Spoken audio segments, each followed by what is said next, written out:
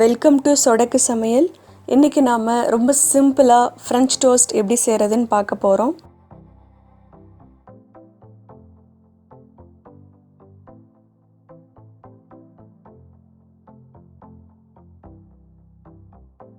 அதுக்கு ஒரு கை உரலில் ஒரு சின்ன துண்டு பட்டையை நல்லா பொடி பண்ணிக்கோங்க. ஒரு பவுலில் 2 முட்டையை உடைச்சி விட்டுக்கோங்க. 1 ஸ்பூன் அளவுக்கு நாட்டு சர்க்கரையோ இல்லை ஒயிட் சுகரோ சேர்த்துக்கோங்க. இப்போ பொடிச்சு வச்சுருக்கிற பட்டையை சேர்த்துடலாம். 1/4 ஸ்பூன் அளவுக்கு உப்பு போட்டுக்கோங்க.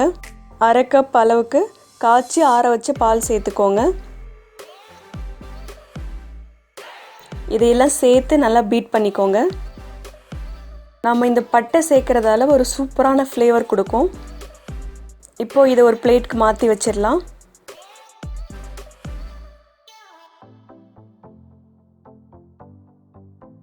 ஒரு பேனில் கொஞ்சமாக வெண்ணெய் சேர்த்து அதை நல்லா ஸ்ப்ரெட் பண்ணி விட்டுக்கோங்க.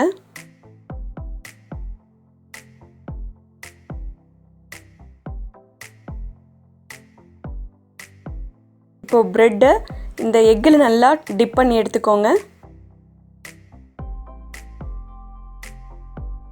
இப்போ டோஸ்ட் பண்ணிடலாம். டோஸ்ட் பண்ணும்போது சிம்மில் வச்சுக்கோங்க, ஹை ஃப்ளேமில் வைக்காதீங்க. 1 நிமிஷம் டோஸ்ட் பண்ணால் போதும். இன்னொரு பக்கம் திருப்பி விட்டுருங்க. இந்த டோஸ்ட் கூட தேன் வச்சு சாப்பிட்டிங்கன்னா சூப்பராக இருக்கும்.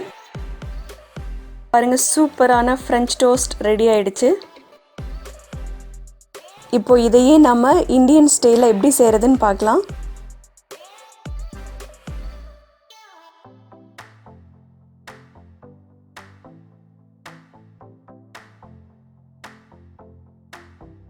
ஒரு கை உரலில் 2 சின்ன வெங்காயம், ஒரு பச்சை மிளகாய், கொத்தமல்லி இலை சிறிதளவு சேர்த்து நல்லா அரைச்சி எடுத்துக்கோங்க. நீங்கள் மிக்சியில் கூட அரைச்சிக்கலாம். ஒரு பவுலில் 2 முட்டையை உடைச்சி விட்டுக்கோங்க. இப்போது இந்த பேஸ்ட்டை உள்ளார சேர்த்துடலாம். இது நல்லா பீட் பண்ணிக்கோங்க.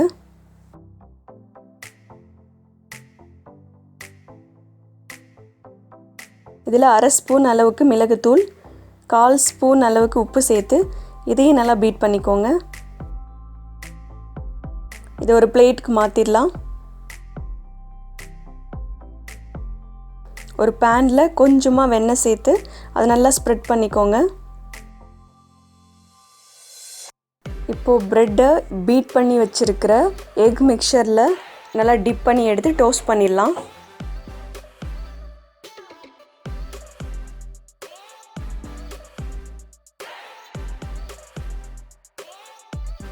ஒரு பக்கம் டோஸ்ட் ஆனதும் இன்னொரு பக்கம் திருப்பி விட்டுருங்க.